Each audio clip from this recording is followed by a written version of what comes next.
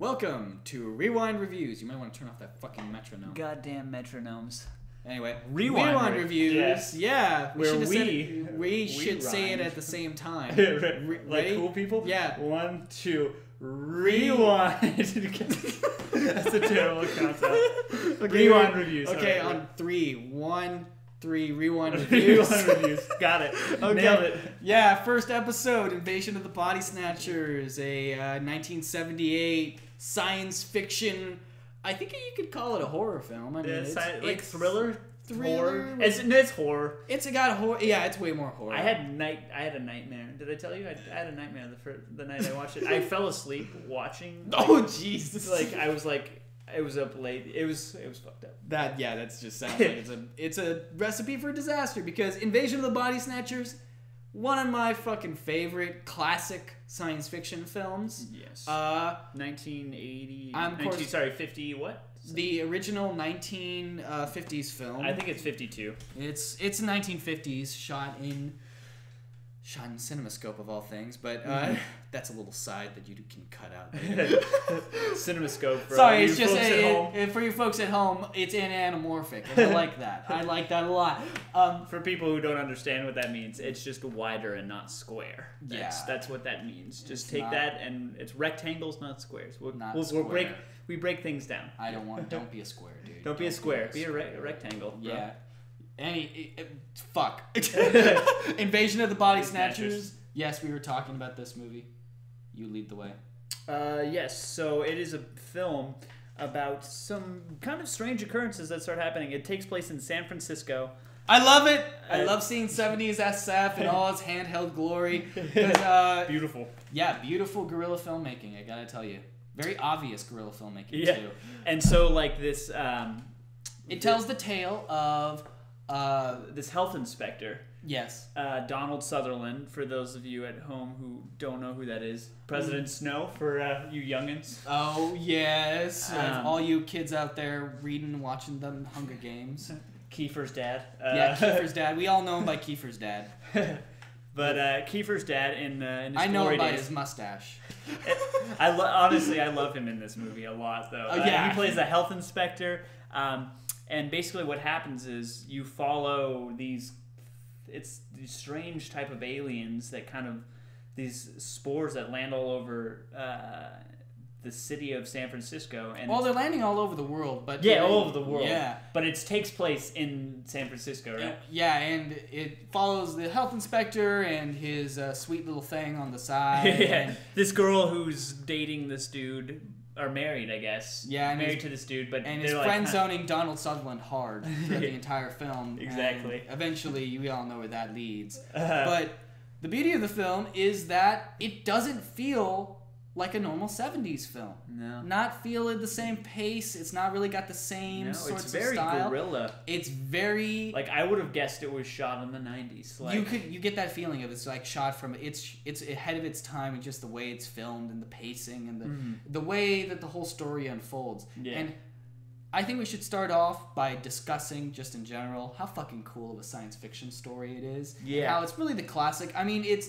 People remember Invasion of the Body Snatchers before they remember other films of the same ilk, like Night of the Triffids, but Invasion of the Body Snatchers was kind of the one to bring to the forefront that an idea of an alien race that is possessing the people that you know. Mm-hmm. Very, very 50s communism, Red Scare sort of deal, but very effective in making you paranoid as fuck. Yeah. Because you honestly have no idea. That's one of the beauties of this film is that I know for a lot of people the ending has been spoiled.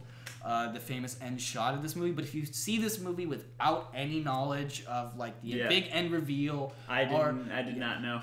It is a really fucking terrifying story. Just that dystopian ending of oh jeez, nope. Oh man, it's not a very happy movie, to say the least. It's very unhopeful, but it's very dark and scary. And it does... It's terrifying. I mean, for a movie in the set... you watch, Raiders of the Lost Ark and them face melting, you're like, oh, okay, I'm not really scared of that. Yeah. But, this movie is still genuinely terrifying. Yeah, it's genuinely scary and fucked up. It's scared...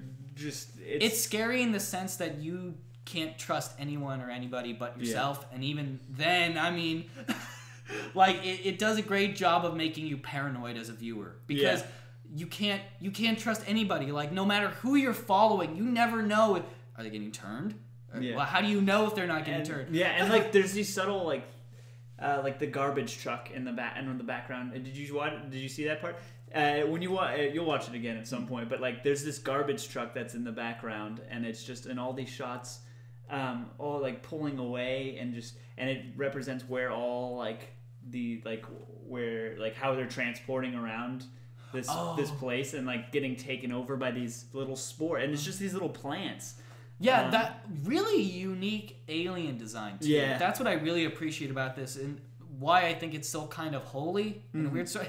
Invasion of the Body Snatchers is kind of holy in the sense to me that nobody's copied the design of these aliens and really tried to remake it. I mean, it's something that could be really cheesy. Yeah, but they do it so well that it's terrifying. Like it's very subtle. It's a very small effect. They open up the film with it, so I mean, I think we can discuss that. It opens with the small alien, I guess they're plants. Yeah, they plant and they latch on to like the plants that are around, and you see them kind of spore out. They look like microorganisms. They look when they show them on the home planet, they look like They look like something you'd find in the ocean. Yeah, they look like some sort of plane, except they float through the sky and they completely weightless. Yeah, and they like land.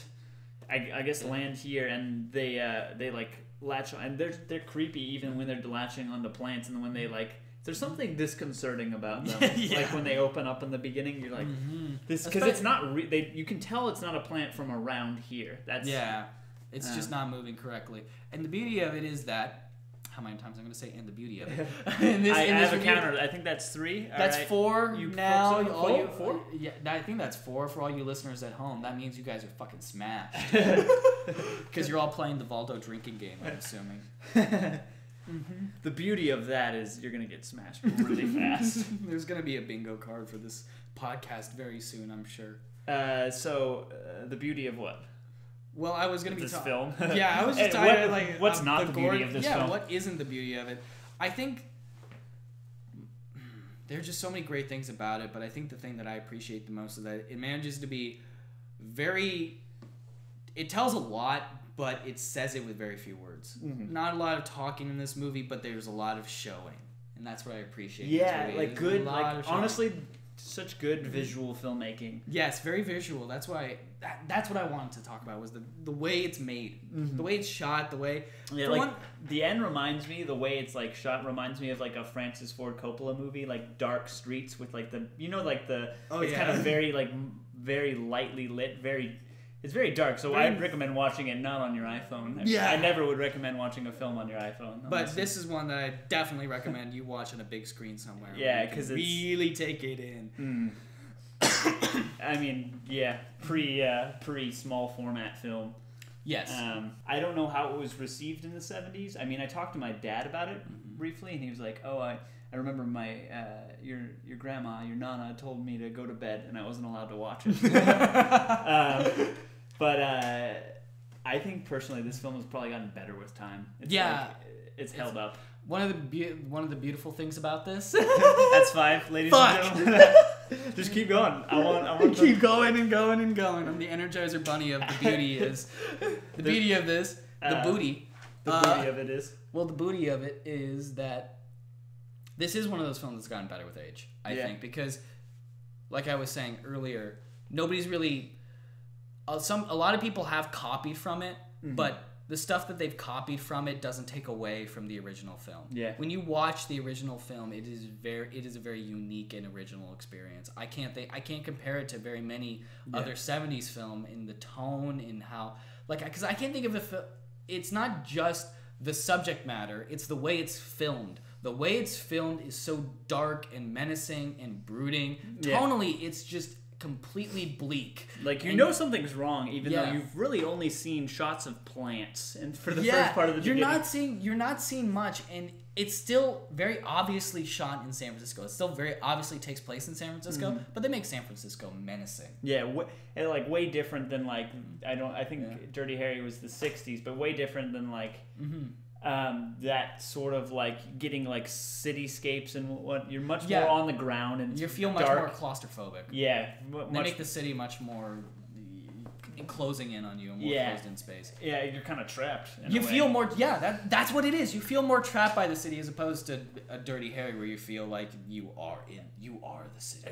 and you get some classic. I really love Jeff Goldblum and Jeff Goldblum does. It was so much. Boy Jeff Goldblum. I totally forgot that he was in this movie, and when I saw it again and got to see him there, I was like, "Oh my god, that's just seeing him young and He's seeing him young, play, like he was our age. Like, yeah, it's funny how he looks exactly the same.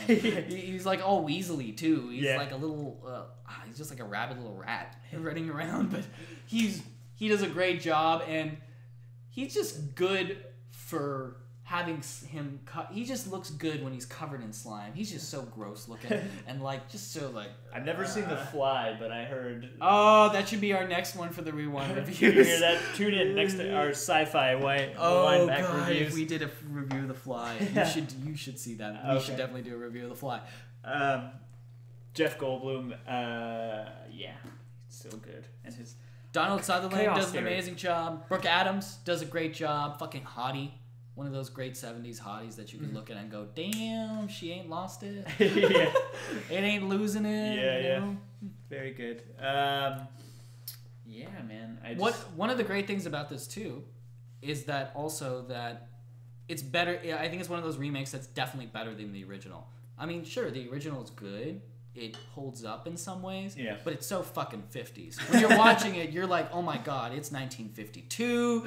You know, there's like monsters from outer space. It's very much like the Red Scare. You're expecting everything to be narrated in that Futurama voice, yeah. and you're watching it and you're going like, you have to really suspend your disbelief and you really have to get into it. Yeah. There is no suspension of disbelief when you're watching the remake. Yeah, I mean, the 1970s version. Yeah, especially for me, San Francisco was so accessible. Like I was like, this is I like watching it is great because we live there. So you know when we're watching it, we're recognizing all these streets and we're going, wow, that phone booth isn't there anymore. Yeah.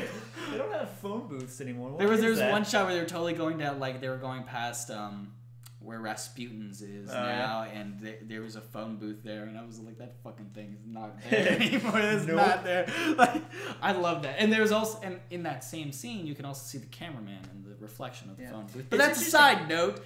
It's interesting. Like I was thinking about, like, we were talking about the trappingness of the city and how enclosed and claustrophobic you feel. It's very much shot like that. Like I remember there's this shot where he like runs by and you're just inside this diner, you're shooting through a window and it's all black inside, but you're like, it's just encased. Oh yeah. And it's, I think trapped is a really good way of describing it. And that, like the more I think about it, you know, and of course we can get into like symbolism and whatnot.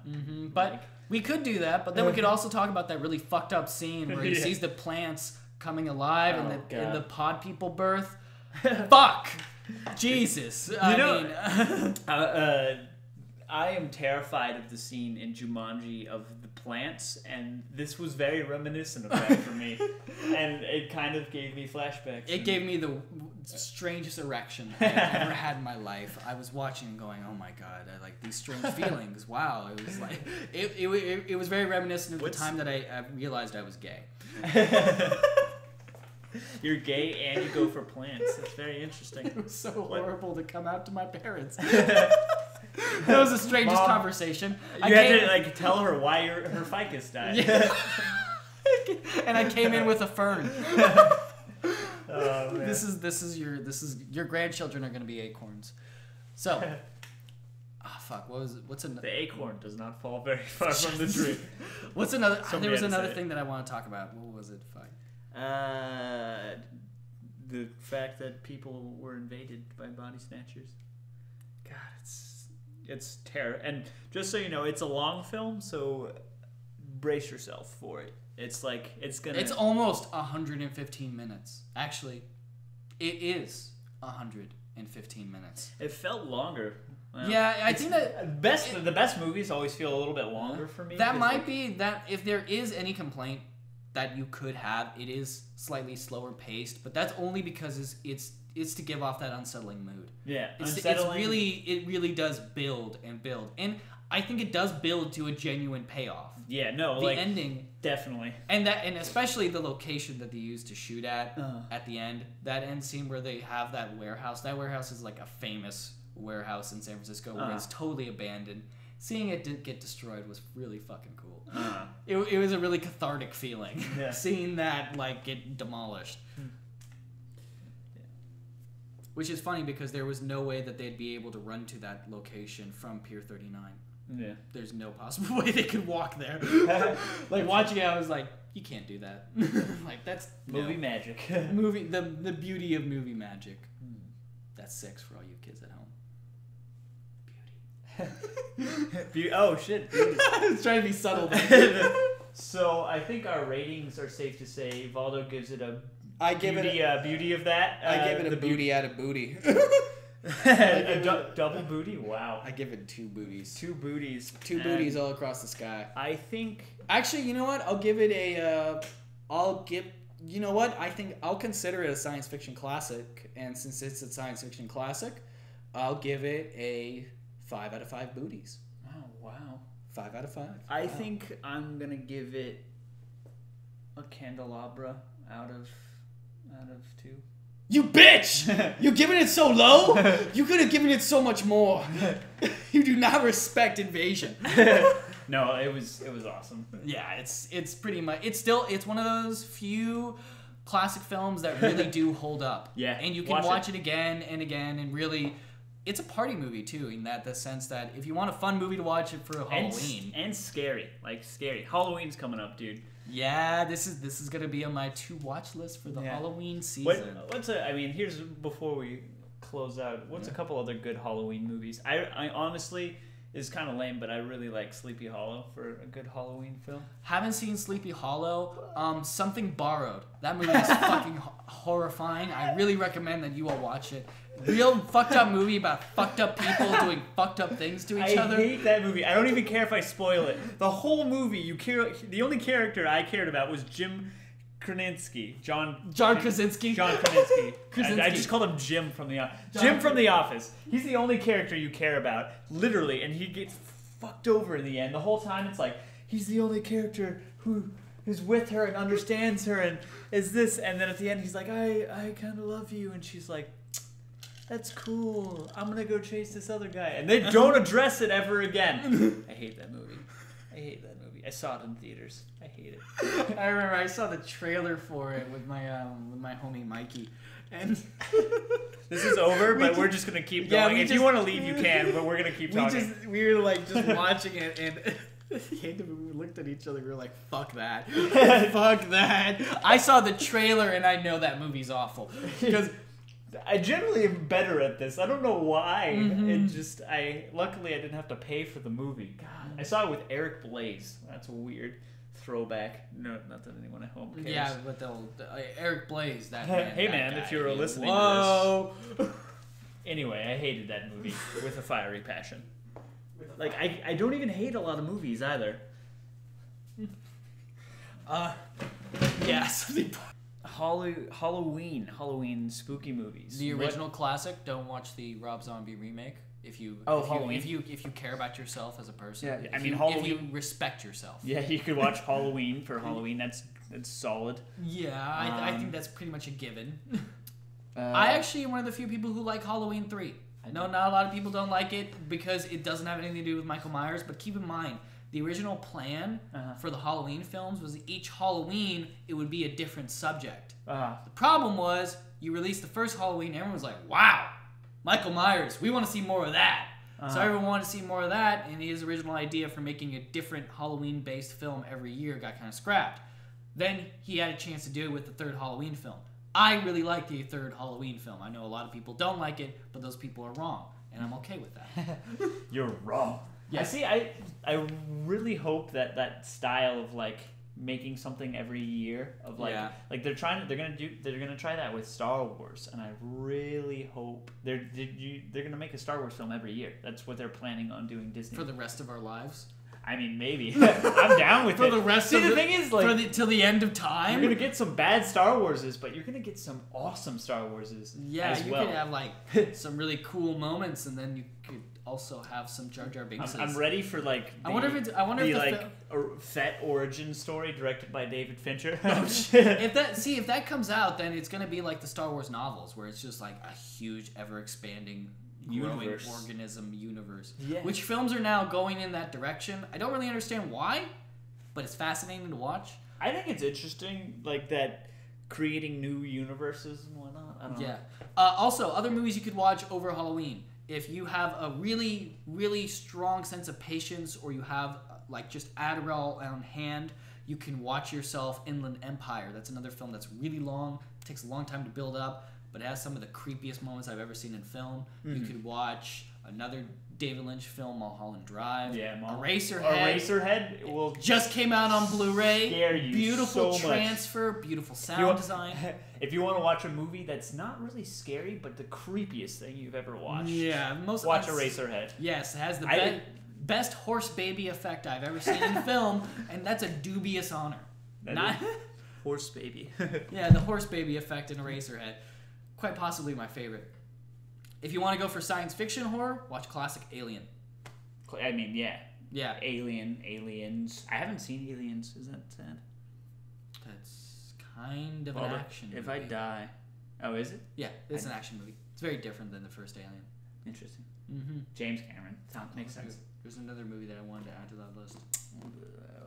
I mean, I already said Sleepy Hollow is my classic Halloween film. If you like modern day film, go for Oculus. Oh, yeah. I liked Oculus. I did enjoy Oculus a lot. Yeah, I think that's a good, solid basis for... If you like sucking dick and God scares you, see the movie The Identical. Terrifying. Absolutely terrifying. Or, in fact, you could see something even better, Left Behind. Now, that film will show you what will happen if you renounce Jesus Christ as your Lord and Savior. Terrifying. Honestly, terrifying.